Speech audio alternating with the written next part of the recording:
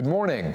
I'm Eric Eisenstein, the Avian Rebbe, and welcome to an interrupted walk. This morning, we're going to head out to Reimer's Ranch. It's in Dripping Springs, just outside of Austin, Texas, and we're going to explore how we can reduce anxiety. That's right.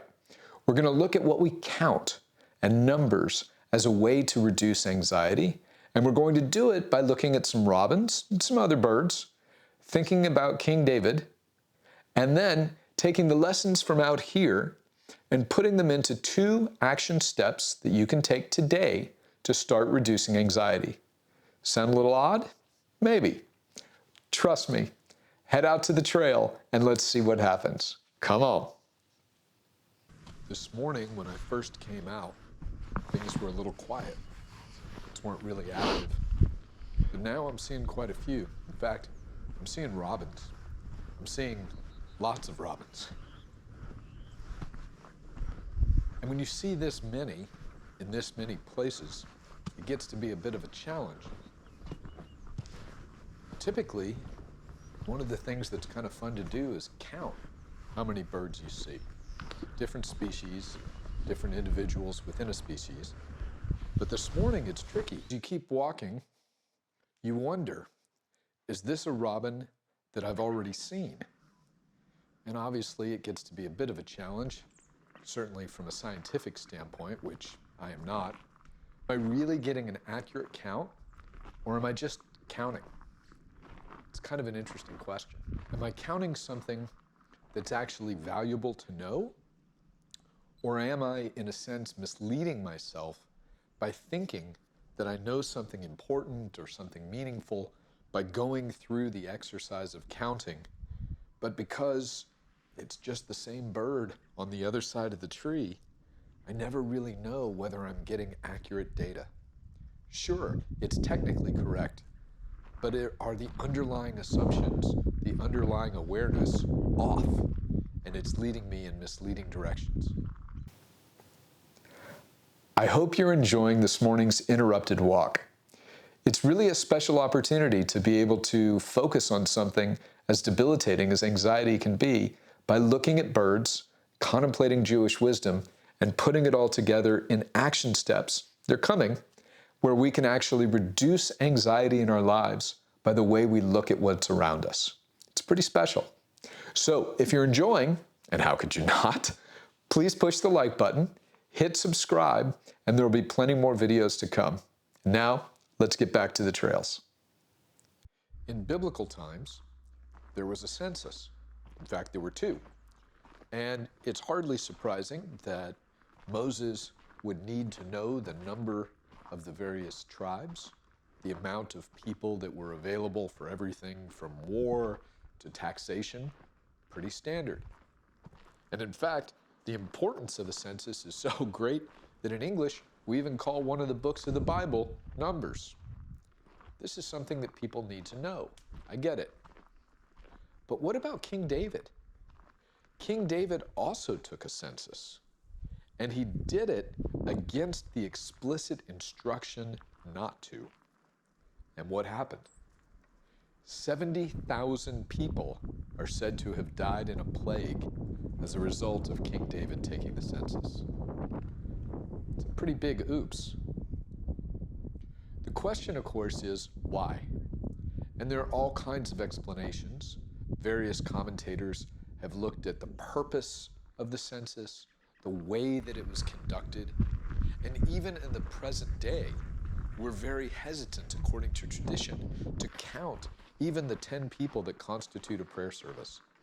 There are all kinds of workarounds and little indirect methods that are used in order to make sure that we have 10. The question is, what is being counted? Why is it being counted? How is it being done? And when it's done in the wrong way, bad things happen. Maybe what King David is trying to teach is that the importance of a census is not the number, but how it's done. In other words, what are we actually looking at? What are we really measuring? And only if we measure in the proper way with a full understanding of the methodology being employed can we feel like we have results that we can actually use? I hope you enjoyed this morning's interrupted walk. As promised, 2 action steps that you can take today to start reducing anxiety in your life. The first, we all know that the things that really give us fulfillment and meaning on a long-term basis are things like relationships, powerful memories, positive memories, and the things that are, well, frankly, beautiful in the world. But do we count those? No. So let's talk about that for a second. We count our steps all day long. We've got watches and phones and gizmos and gadgets and apps and everything in the world to count our steps.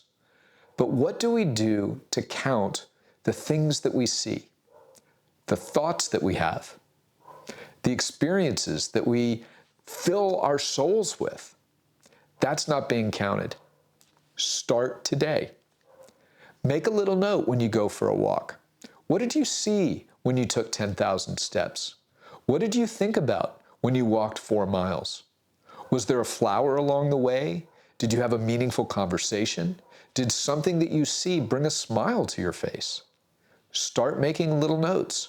Jot it down. Put it on your calendar. It's easy and it's powerful. Start it today. Action step number 2. Reframe the numbers that you measure. So, what do you measure? You know your weight, you know the calories that you eat, you know your blood pressure. Great, all important things. And by no means am I saying that you should stop paying attention to important health metrics. And what I would suggest is that we reframe the progress that we want to make. Move away from the idea of, I still have 10 pounds to lose, or I need to get my blood pressure 6 points lower. Instead, think about it as, I've already lost 10 pounds. I've got some more to go. That's not the point. Think about what you've already accomplished rather than what you've still got ahead of you. Reframing things from what I have to do and instead looking at them as what I've already accomplished creates positive feedback loops. It gives you that sense of accomplishment. It gives you dopamine and all the happy chemicals. But really what it does is it puts a smile on your face and says, yes, I have done this. I can do it. I can continue. That's action step number 2. Think about what's important. Frame it in terms that are positive rather than negative. That's it for today. I want you to come on the next Interrupted Walk with me. These are special. Hit the subscribe button down below. And remember that subscribers to my free newsletter get a 3rd action suggestion each week. So I'll put the link in the description down below, and I certainly hope that you'll sign up for the free newsletter as well. Until then, be grounded, fly high.